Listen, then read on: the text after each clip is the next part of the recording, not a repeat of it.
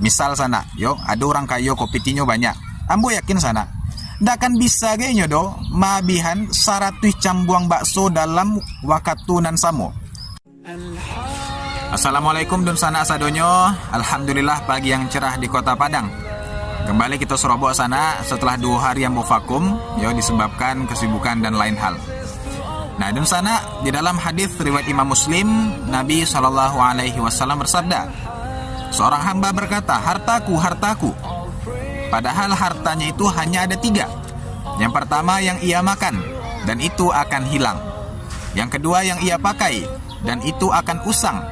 Dan yang ketiga yang ia sedekahkan, dan itulah hartanya yang sebenarnya, selebihnya akan menjadi milik orang lain. Dan sana anak dimuliakan Allah, hadis ko luar biasa sana. Magi tahu kawa hakikat harato, hakikat rasaki nan sabananyo.